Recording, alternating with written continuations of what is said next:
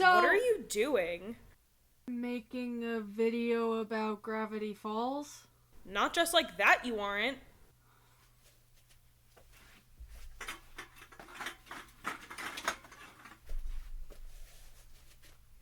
Yes, T-Boy, slay. So Gravity Falls, it's back! He's back! Wait, what are you doing? Ah! Yeah, I'm talking about the Book of Bill. And oh boy, do I have thoughts. I've also recently rewatched the entire show, and I've recently watched The Great Gatsby on Broadway.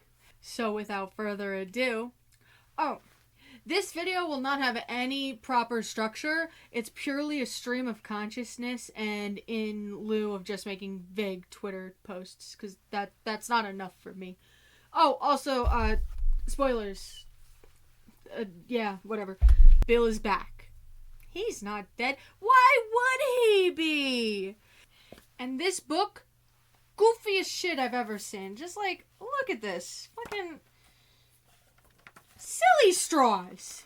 Here's something I thought was a bit funny and intriguing. In the Lost Journal section, Book says that his home was destroyed by a monster. And in Journal 3, there's a whole 2-page spread by Ford that says, "My muse is a monster." I thought that was something interesting. I thought that was something. Here's another thing. I said it best in a message to my friends, so here we go. I also tweeted about this on my alt, but so basically I saw The Great Gatsby last night on Broadway, and they mentioned the Valley of Ashes being in Queens. In the Book of Bill, we learn about what the fuck Bill Cipher was when he was a child and in the second dimension, where he is from. And part of the book, it like starts listing out ways to defeat Bill Cipher, but he caught on before it got too far and was like, "Fuck you, get Great Gatsby." And starts posting a chapter from the book, The Great Gatsby, specifically the one about the eye doctor, Dr. T.J. Eckelberg. T.J. Eckelberg is referenced in the scene with the Valley of Ashes. Also, part of the Book of Bill is a website called thisisnotawebsite.com. At first, it had a password, which was the eye doctor's name, T.J. Eckelberg. But now, it just is the regular computer screen because that bit's over with.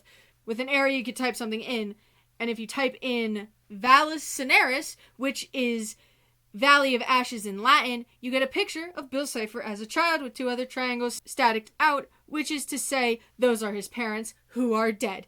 This is all long form and convoluted just to pose the question, is Bill Cipher from Queens? Is the second dimension just Queens, New York? Now to the other guy, Stanford Pines. Holy shit. He makes me so unfathomably mad for no reason whatsoever. Actually, there is a reason. He's pulling all the same old stops that Bill did to him onto Dipper. In the last episode before Weird Mageddon starts, when Ford asks Dipper to become his assistant, his entire demeanor and verbiage is just riddled with the shit Bill did, but less physically destructive. Mr. I have 12 PhDs. Bitch! Those PhDs are in bullshit classes like cryptozoology and math. To be completely honest here, he and Bill deserve each other in the worst way imaginable. The absolute worst of both worlds. Bilford being canon is kind of crazy. This page, one thing leads to another, Literally the gayest shit I've ever seen in a Disney book. I can just imagine an animatic, a comic, literally anything going a little something like this. Mabel and Dipper decide to read through the Lost Journal entries of the Book of Bill. Dipper starts to get uncomfortable reading, so Mabel takes over. They get to the drunken log part and notice the heavily implied relation/situationship between Bill and Ford. Then Honey Honey by ABBA starts playing, and it's the literal scene from the movie Mamma Mia. Mabel and Dipper Pines would love the movie Mamma Mia and would bring it up no matter what the situation is. What would be the Baba version of Honey Honey? Agave Agave?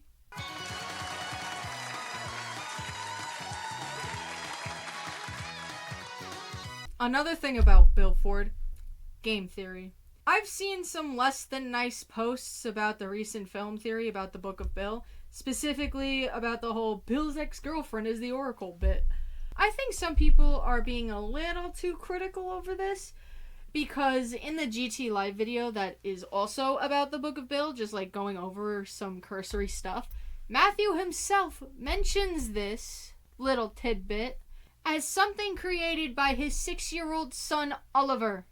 Ollie, first official theory, such a proud theorist, first official theory that I didn't realize. He's like, oh, that means that Bill Cipher's ex-girlfriend, the one that he keeps avoiding and scratching out all information about, is the Oracle.